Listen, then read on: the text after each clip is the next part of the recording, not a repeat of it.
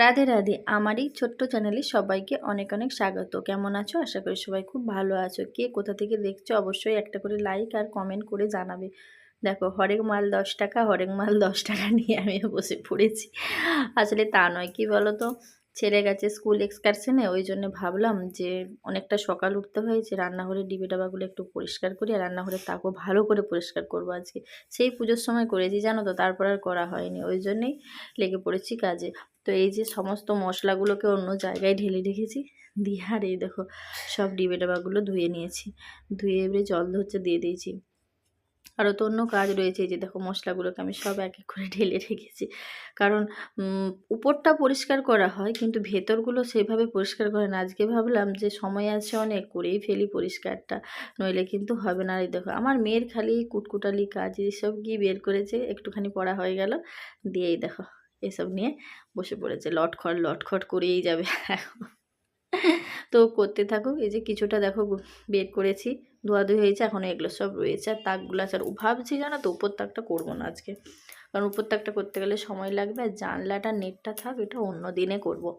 এই বাকিগুলো ভালো করে পুরো পরিষ্কার করে নেবো, আর বাসনের খাঁচাটাও পরে করব। একই দিনে করতে গেলে অনেকটা পরিশ্রম হয়ে যাবে।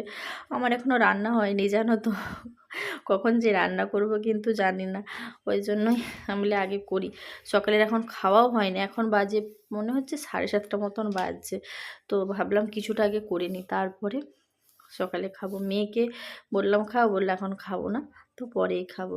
আর এই যতই মুছি না, রান্নাঘর মানে তেল চিটচিট করবে, কিছু করার নেই। রান্না বসাবো, ভাবছি যে আজকে ওই একটুখানি এদিক ওদিক করে রান্না করে নেবো, মানে যতটা কম সময়ে যে রান্নাটা হবে সেইভাবে করে আজকে হচ্ছে চালিয়ে নেব, নইলে কিন্তু হবে না। আর শীতকালে তো যদি বেশি দেরি হয়ে যায় চান করতেও খুব কষ্ট হয়, ওই জন্য যতটা 10:30 11টার মধ্যে হয়ে যায় সেভাবে করব। তো রান্নাঘরটা আমার পুরো পরিষ্কার হয়ে গেছে, মানে যতটা করার কথা হয়েছিল ততটাই করে নিয়েছি, দিয়ে ঘর মুছতে লেগেছি দেখো। আর এটার জন্য না অনেক সুবিধা জানো তো, হাঁটুর জন্য তো শীতকালে আমার হাঁটুর এত প্রবলেম যে আমি বসতেও পারি না, ঘর মুছে এত কষ্ট, কিন্তু এটা নিয়ে পরে খুবই আমার সুবিধা। এই যে আলমারির তলা বলো, খাটের তলায় যে দাঁড়িয়ে দাঁড়িয়ে তাড়াতাড়ি করে মোছাটাও কিন্তু হয়ে যায়। আর এই বসে বসে মোছাটা খুব কষ্ট হতো। এই যে দোকান করে যখন ওগুলো এখন গুছানো হয়নি, ডিবে ডাবা শুকনো হলে তারপরে তো এখন গুছানো হবে। আমি যখনই ঘর মুছবো, আমার মেয়ে বাড়িতে থাকলে বলবো আমাকে একটু দাও দিকে, আমি একটু মুছে দিই ঘরটা। আমি বলি সময় আছে, এখন মোছার দরকার নেই, যখন সময় হবে তখন দেখবি বলবি করবো না করবো না, এখন আমি করে নিই নে। তো চলো, ঘর দোর মোছা আমার হয়ে গেছে, এরপরে আমি রান্নাঘরে যাই। দেখো এগুলো সব পরিষ্কার পুরো করে নিয়েছি, চান টান করেও আমি চলে এসেছি। আর চান করে আসার পরে দেখো আমি এখানে ভাতটা আগে বসিয়ে দিয়েছি, মাছটা তার আগে বের করে রেখেছিলাম, নইলে কিন্তু বরফ গলবে না। তো ভাতটা আগে ভাবলাম বসিয়ে দিই, কারণ কিছু আর খাওয়া হয় না, বললাম একেবারে ভাত হয়ে গেলেই খাবো, অনেকটাই তো বেলা হয়ে গেছে।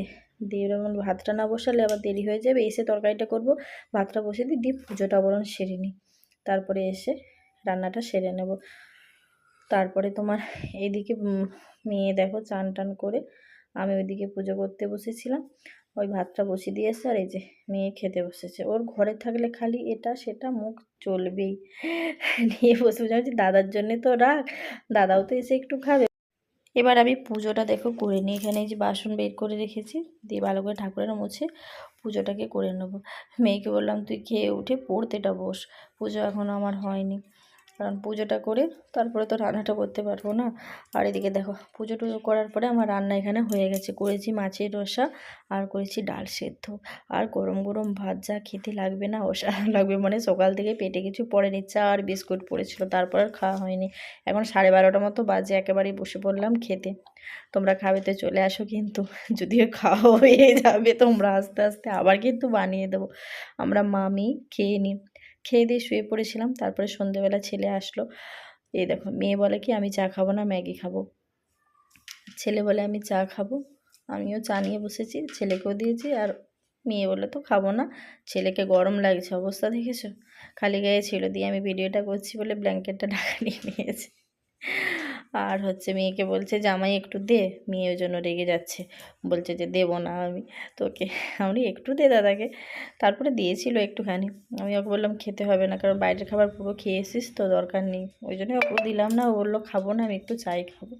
তো তারপরে একটুখানি দিয়েছিল, ভাই বোনে খেয়েছিল।